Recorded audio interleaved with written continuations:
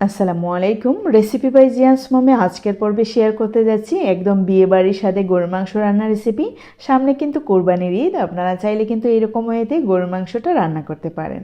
তাহলে চলুন রেসিপিটা শুরু করা যাক। প্রথমেই আমি নিয়ে নিচ্ছি 1.5 কাপ পরিমাণে পেঁয়াজ কুচি, নিয়ে নিচ্ছি রসুনের কোয়া, আদা কুচি নিয়ে নিচ্ছি, এখানে আছে পেস্তা বাদাম এবং কাজু বাদাম, এখানে আছে মিষ্টি মৌরি, লং এবং লবঙ্গ। কিছুটা পানি দিয়ে সমস্ত উপকরণ ভালো করে পেস্ট করে নিতে হবে। ব্লেন্ড করতেও পারেন, আবার পাটায় পিষেও নিতে পারেন। তো দেখতে পাচ্ছেন আমি ব্লেন্ড করে নিলাম। এইখানে আছে 1.5 কেজির মতো গরুর মাংস, আর মাংসগুলোকে আমি একদম ছোট ছোট টুকরো করে কেটে নিলাম।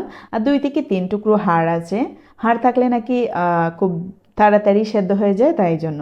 তো পেস্ট করে রাখা মশলাটুকু দিয়ে দিলাম গরুর মাংসের উপরে, দিয়ে দিলাম 1 টেবিল চামচ পরিমাণে ধনিয়া গুঁড়ো, জিরে গুঁড়ো, মরিচের গুঁড়ো, হলুদের গুঁড়ো, 1 টেবিল চামচ পরিমাণে 5 ফোড়ন, তারপর স্বাদ মতো লবণ দিয়ে খুব ভালো করে মাখিয়ে নিচ্ছি। অবশ্যই 1 ঘন্টার জন্য ম্যারিনেশন করে রাখবো।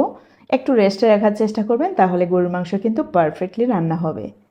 তো আমি রেখে দিচ্ছি সাইড করে, আর নিয়ে নিচ্ছি যেই প্যানে রান্না করবো ওই প্যান, দিয়ে দিচ্ছি 1 কাপ পরিমাণে তেল। আর এইখানে আছে 2 থেকে 3 টুকরো দারুচিনি, 4-5টে সবুজ এলাচ, কালো এলাচ 2 থেকে 3টি, হাফ জয়ত্রী আর একটি স্টার অ্যানাইস মশলা, 2 থেকে 3টি তেজপাতা দিয়ে দিলাম। আর এখন বসিয়ে দিচ্ছি চুলায়। যখন সুন্দর একটি সুঘ্রাণ বের হবে তখনই আমরা মাংসটুকু ঢেলে নিচ্ছি। এই রেসিপিতে অবশ্যই আপনারা খেয়াল করেছেন আমি কাজু বাদাম এবং পেস্তা বাদাম ইউজ করেছি, কিন্তু যখন বিয়েবাড়িতে রান্নাবাড়ি করা হয় বাবুর্চিরা তখন কিন্তু কাঠবাদামের ইউজ বেশি করে।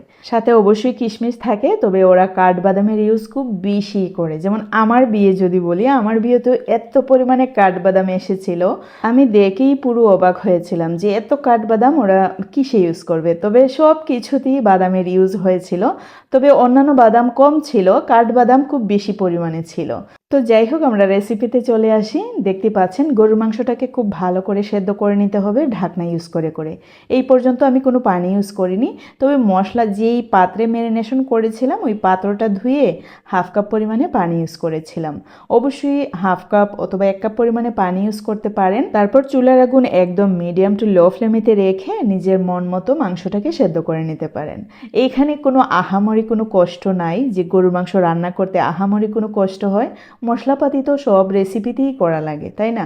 তো দেখতে পাচ্ছেন শেষ মুহূর্তে 5 থেকে 6টি কাঁচামরিচ দিয়ে দিলাম, আর 2 থেকে 3 টেবিল চামচ পরিমাণে ঘি। তারপর আরও 10 মিনিটের মতো জাল করে নিয়ে আমরা নামিয়ে নেব। যখন শেষ মুহূর্তে কাঁচামরিচ এবং ঘিটা ইউজ করা হয় এর স্মেল কিন্তু অন্যরকম আসে।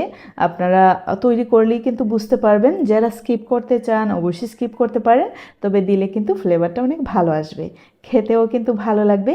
তবে হ্যাঁ, আরেকটি কথা, অনেকেরই প্রশ্ন থাকে যে সব কিছুই রান্না করতে পারি, জাস্ট গরুর মাংসটা একটু কম স্বাদের হয়। আশা করি এই রেসিপিটা আপনারা ফলো করে তৈরি করে নিতে পারেন খুব সহজেই। তবে অনেক মশলা আছে হাতের কাছে নাও থাকতে পারে, আপনাদের ঘরে যা মশলা আছে তা দিয়ে যদি ঠিক সেই ওয়েতে রান্না করেন, আপনার তরকারি আপনার মাংস আরও বেশি মজার হবে।